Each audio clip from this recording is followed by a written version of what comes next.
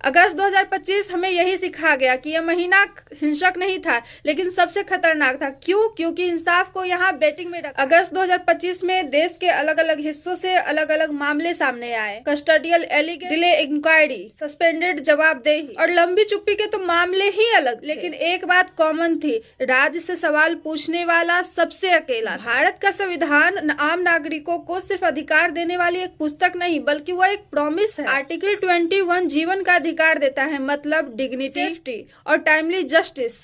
जांच सालों तक चले, जवाबदेही टलती रहे, तय करने से पहले समय थका दे, वह सिर्फ डिले नहीं रहता बल्कि हमारे संविधान का फेल्यूर बन जाता है। सुप्रीम कोर्ट ऑफ इंडिया द्वारा बार बार कहा जा चुका है, justice delay is not a technical lapse, it is a breakdown of rule of law. इस महीने की सबसे खतरनाक चीज अपराध नहीं, सबसे खतरनाक चीज थी नॉर्मलाइजेशन। तो चल रही है, वक्त लगता है, आप प्रक्रिया समझ, लेकिन सवाल तो ये था, प्रक्रिया ये किसके लिए, ये थकान किसको हराती? जवाब हर बार पीड़ित ही है। जब सिस्टम को पता है कि जवाब तुरंत नहीं देना, अकाउंटेबिलिटी दूर है, पब्लिक मेमोरी शॉर्ट है, तो एब्यूज होना आसान हो जाता है। डिलेड होना भी एक हथियार है, बिना लाठी के, बिना गिरफ्तारी के, बिना सोड के। अगर न्याय 5 साल बाद आए तो क्या वो न्याय है? पूरी होने से पहले ही जिंदगी टूट जाए तो जिम्मेवारी कौन लेगा? अगर राज्य गलत करे और समय उसे बचा ले, तो फिर ये संविधान किसके लिए? अगस्त 2025 हमसे उम्मीद नहीं मांगता है, वो हमें चेतावनी देता है तो भरोसा टूटता है तो डर बढ़ता है,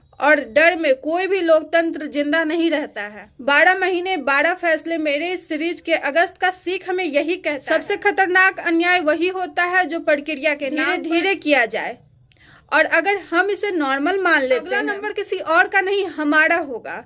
आप इस बात को पूरे अच्छे से विचार करके समझिए, ये बात छोटी नहीं है, ये हमारी और आपकी आम जिंदगी से जुड़ी हुई है। थैंक यू सो मच मेरा वीडियो देखने के लिए।